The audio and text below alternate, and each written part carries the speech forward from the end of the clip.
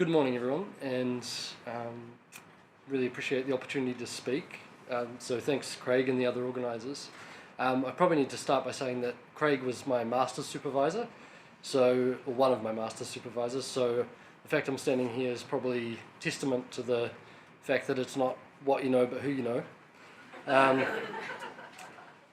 So these days I don't work in science directly. I'm one of those outsiders. But I would say the work I do sits kind of at the nexus of research, communication, and advocacy. Craig said I work with the Morgan Foundation these days. That's my main gig, and I just want to acknowledge my colleague Jess Berenson-Shaw, who's also here from the Morgan Foundation. And the Morgan Foundation's a kind of public policy think tank. It's probably one of the best descriptions. Small team, just the two of us really now, but works on research and advocacy around important public policy issues. And then going back a couple of years, I've been involved in another organisation called Generation Zero, which is a bit more at the activism end of the spectrum. So Craig invited me to talk about my experience and how science underpins the work that I do and the perspective that I have. So I came up with this title, From Science to Activism.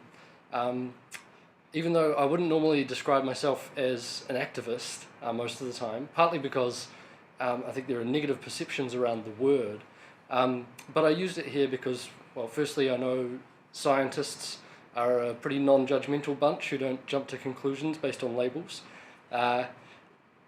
and also because, more importantly, because I think the actual definition of activism sums up pretty well what I've been doing over the last few years. The policy or action of using vigorous campaigning to bring about political or social change. There's many different forms of activism that we see in the world, but I certainly think what I'm doing is part of that, around trying to affect change in society. So I'm going to talk about three things, really. Firstly, I just wanted to go over, I guess, my journey from around the time when I was at university to what I'm doing now, and the role that science played in that. Secondly, Craig's question, really, how does science underpin the work that we do at the Morgan Foundation, and with Generation Zero as well. And finally, I want to talk a bit about, I think, what helps people like me, or I think broader society, to engage with science and progress as a result. So just to start with my story, going back to university. I was doing a physics degree at University of Otago, and I did physics because I've always kind of been happiest and most satisfied working with numbers and problem solving. That was really about as deep as it gets. And I'd like to be able to say that I learnt about climate change, which is the issue that I work on now, through my studies, my degree, and that was what ignited my concern and passion on the issue, but that's not really the case. In fact, I don't really remember learning anything about climate change throughout my time at school, and then when I stretch my memory, I can remember a few references to it through my university degree. I vaguely remember one lecturer saying he thought it was the biggest problem facing the world. But it went over my head at the time, and it really didn't connect. The thing that really did connect for me was actually seeing the film An Inconvenient Truth.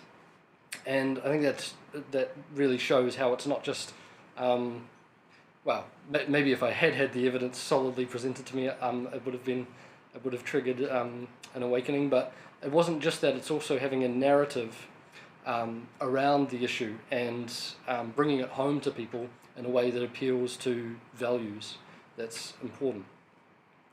So it's not an understatement to say that film really changed the way I saw the world, and it suggested something meaningful that I could work on at a time when I was really looking for that towards the end of my university degree. And so from that moment on, I started learning a lot more about climate change. So after I finished my degree, I took a bit of time off, did some tutoring and some travel, and I was thinking what next. And my thinking at the time was something like, how can I apply my physics skills and the training that I've done to this climate change problem. I felt the science around the problem was pretty damn clear, and I really wanted to work on solutions. So ultimately the opportunity that grabbed me there was a cool sounding master's project doing computational modelling of wave energy arrays, and that's where I met Craig. So that was back in 2000, or late in 2008 I started that, and sort of around the same time I was getting involved in more grassroots stuff as well around sustainability, for to use the broad term, and I was getting increasingly interested in the political and the policy dimensions of climate change, not just the science. I saw the climate science community and often science more generally being attacked because of that, and I saw politicians who seemed to be kind of ignoring the alarm bells that the scientific evidence was ringing, and choosing to weaken or remove policies that were that would help us reduce emissions. So seeing all that made me get increasingly involved in this more advocacy work outside of and to the detriment of finishing my masters. Sorry, Craig.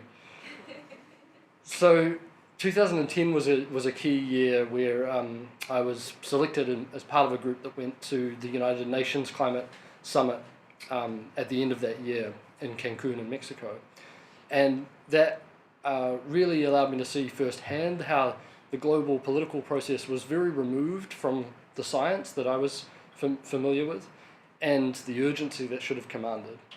And I dug up this photo, which is from that being at that summit, an early attempt at science communication around the concept of a carbon budget and the fact that there's vastly more fossil fuels than we can afford to burn.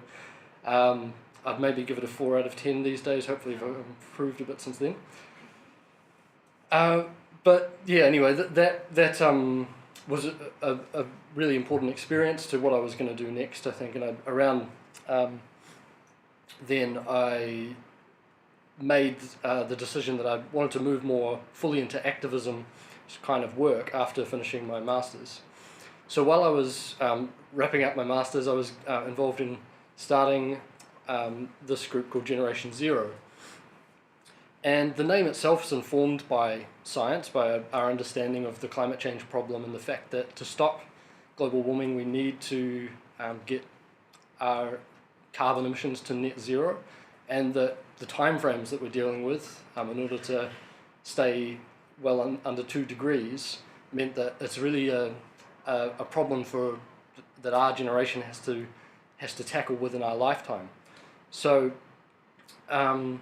Generation Zero over the last few years, and it's always been a kind of a voluntary thing rather than a real job, has had me engaging in advocacy, campaigning, both for sort of local scale solutions to climate change, like better public transport and cycleways and more low carbon urban form, and also to the national policy level and particular solution there that we've just been working on in the last year or so is is called the Zero Carbon Act, and this is a proposal for a national law around requiring emissions reductions and the government to have a plan to achieve them. So full scale of policy really from the local to the national. And then in 2015 I was very grateful to join the Morgan Foundation, and my work there's scaled up a bit since then. And that really saw me coming, I think, a bit more back into the more technical work, a bit less activist and a bit more think tanky. And yeah, but it's continued that focus on climate change and climate change policy. So how science really underpins the work that I'm doing these days is quite multifaceted. You know, at the Morgan Foundation we're users of science, we're consumers of science in a lot of ways. To use an ecosystem analogy, a bit like Craig's, you know, if the scientists are the primary producers, and then there are sort of herbivores who are directly reading that science, you know, that's what they're consuming, and then there's carnivores who are kind of getting it secondhand, right? It's not a great example, but I guess I'm sort of an omnivore in that I do read a lot of primary science around, particularly around the issue of climate change, and I also read some stuff that's been digested by others too, particularly institutions who rely on that science, like the OECD, the Parliamentary Commission for the Environment, things like that. It's broad in terms of you know, far broader than what I studied. You know, it's trying to be conversant with social science and economics as well as the physical sciences, and to try and integrate that with some policy thinking, which is something that I've had to really try and learn a lot about over the last few years. So yeah, doing my best to kind of understand the science that's being produced and synthesizing it, and spreading it to a wider audience. I think another way that science underpins my work is I guess the background, the training that I've had gives a certain set of technical skills and a lens through which I think I tend to view things. As a physicist, it tends to be a more quantitative lens than others, and you know, that has advantages and disadvantages, or strengths and weaknesses, but it does allow me to, for example, looking at economic modelling. I'm not an economist, but having some experience in modelling gives a bit of an advantage there in terms of being able to understand what they're doing. And thirdly, I think that it's the scientific approach and the values that underpin the scientific system that still underpin the work I'm doing now, and you know, come back to and try to hold on to, because I think they're important. So having a reasoned, evidence-based approach is certainly something that we try to do with the Morgan Foundation. Open-mindedness in terms of looking at arguments on their merit, and you know, regardless of who it is that's making them. Humility, understanding that they're very complex systems that we're discussing when we're talking about society and policy, and respecting the limits of our knowledge and the uncertainty there. And yeah, in terms of, you know, evidence, my colleague Jess is really an expert in thinking about how to use evidence in the policy process, and making sure that we're doing that properly. Yeah, if you want to, I recommend following Jess on Twitter. And her Twitter label, she calls herself a good science agitator, which I think is quite a good label. So just to give an example of how, I guess, some of the work that I've done in the last 6 months or so has had a heavy reliance on science. The Zero Carbon Act, in developing this idea, we were really grappling with this issue of how there's differences between the different greenhouse gases. And so methane, which is obviously a big contributor to New Zealand's greenhouse gas profile, under the conventional accounting framework, which you know, is based on policy decisions made some time ago, it's given quite a heavy weighting that doesn't necessarily reflect that it's only a short-lived gas versus gases like carbon dioxide, which are very long-lived. And so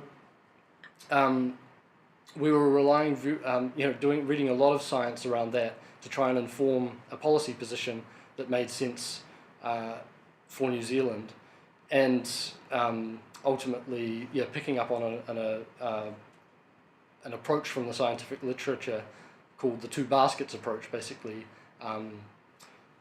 acknowledging the differences between short-lived and long-lived greenhouse gases and moving into a more nuanced way of accounting for them than what's conventionally done. So that's one example of how some of the primary scientific research filters through. Another just broader example is about an evidence-based approach to communication, which is something that's really still quite new to me, and communication is an area where I still feel there's a lot of growing to do, but it's interesting to as a scientist or someone with a training in science, I think you build an appreciation that there's things are always more complicated than you see from the outset, and going about it in a scientific way will lead you to more effective results. And communication, adopting a scientific approach and thinking about the kind of way that we're framing things in our communication and the psychology of that is really important to the work that the Morgan Foundation does. And more broadly, I think, in terms of anyone communicating about science, to be cognizant of that psychology around communication. So there are a few things I find quite difficult coming from a background in science into the more sort of political and activist space, I guess. One is that by nature you're working outside your area of expertise, and I'm not really sure what my area of expertise is anymore, other than sort of climate change, which is itself very broad. But for me, there's a real hurdle in terms of paranoia of getting things wrong, or just missing some important detail to really understanding the situation. And so, you only have to ask Jess, for example, about how long it takes me to write a simple blog post, or this will be familiar to Craig too in terms of how long it took me to finish my thesis. But it's I think as a scientist, you really want to dig in and understand things before you have something to say about it. Another thing is, sort of related really, but often in public debate, there are strong forces into sort of black and white positions on things, and that's hard for most issues really, where it's the truth's a bit more nuanced. And as a scientist, I think we're often so used to giving caveats and acknowledging what we don't know and the uncertainty that it's really uncomfortable getting into that kind of space. And finally, I guess I've talked about it already, but communication. It's such an important skill that we don't. Well, certainly I didn't learn much about through my science degree. And just to give an example, I mean, when we're trying to get things across very concisely and in a nutshell, we have to cut out a whole lot of detail. And again, there's sort of for me, it's been an ongoing process of trying to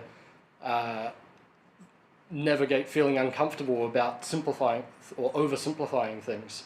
But obviously, if we don't simplify somewhat, then we end up with things that people's eyes glaze over and nobody actually wants to hear. So I'm running very short on time, so I'll have to I'll go quickly over the final section of what I think helps people like me to do the work that I do. Scientists speaking up. I mean, it's kind of probably a pretty obvious point, but just recently read Sean Hendy's book, his little book called Silencing Science, and I think it raises some really important issues for scientists and the scientific community around how openly scientists are able to speak in New Zealand. And I think, more of it is something that helps people like me and society in general. Part of that, I think, engaging directly through media, like social media, is a great way for scientists to amplify their research and help people to understand it. An example of someone who I think is really good at it is a guy, not a Kiwi, unfortunately, Glenn Peters, who I follow on Twitter, and he's a climate scientist. Twitter's not a great platform for communicating complex things, but he does a really good job of sort of communicating digestible chunks and bringing a lot of things to the attention of people like me who don't have time to trawl the scientific literature. Another thing is concepts and frameworks for thinking. I mean, probably the best example I can think of here is this concept of a carbon budget that was devised by scientists, and it's had a huge effect on the public debate around climate change and how we grapple with it. Really conceptualizing the problem in a different way to how it had been prior to that. And I think that took about sort of 5 years from the initial papers on the topic through to the IPCC report really picking it up and onward. So the final thing, Craig, sorry, is I think I've been thinking more about the values underpinning science, especially since reading Sean Hendy's book. And I think it's important that for scientists, when you are engaging and communicating with people, it's not just about the work that you do, but it's about the values that underpin that work and the scientific process. When I think back to how I first got interested in climate change, if I hadn't really had the experience of dealing with scientists and having an insight into the system, it would have been very easy for me to then, sort of see some contradictory opinion and say, oh well, I guess they're uncertain, and we'll, I'll go and focus on something else until the scientists have figured it out. But knowing about how scientists develop confidence in facts and how the scientific community collectively works to get to the truth on things is something that I think is really important for everyone in society to understand, and that scientists can all play a role in aiding that understanding. So on that note, I'll finish. Great. Thanks very much, Paul. So we've got time for one or two questions, and you have to ask a question because otherwise I'm going to ask you about that paper that we haven't written down. It's not looking good, Paul. I'll ask one. Do you think, therefore, that we should all of us should be good science communicators? I wouldn't go that far. I mean, I think it'd be good if there was more science communication, but I think different people play different roles in the ecosystem, like we've talked about. I do think that it's something that maybe there could be more effort into upskilling people on, and finding the people who are really passionate about it and assisting them to do more of it. Paul, I really like your comment that the carbon budget is a thing created by scientists that sort of underpins everything else that we do around carbon. One of the things that sort of bothers me is that I often see we're still dealing with trend and state frameworks rather than nitrogen and sediment and phosphorus budgets around water quality. Do you have any idea how we can inject more of that into the environment where people can use it and it will actually help? Yeah, interesting. So I'm less kind of familiar with the technical details of that, but it sounds kind of similar. And so you're dealing with long-term stock problems rather than flow problems. Yeah, I mean that's very similar to how we still tend. I think in some ways we still think about the climate change problem, but the understanding is shifting to that more the concept that there's a finite amount that we can ever put up, and we have to think long term rather than just about the rate that we're putting up next year. Yeah, I mean I don't know, but I think that it's the concept, something around the concept of a budget that's very familiar to people, that it's almost colloquial, that helped it to catch on, and other analogies like that applied to different issues could do the same. Okay, I think we'll leave it there. If you could join me in thanking all the speakers. Thank you.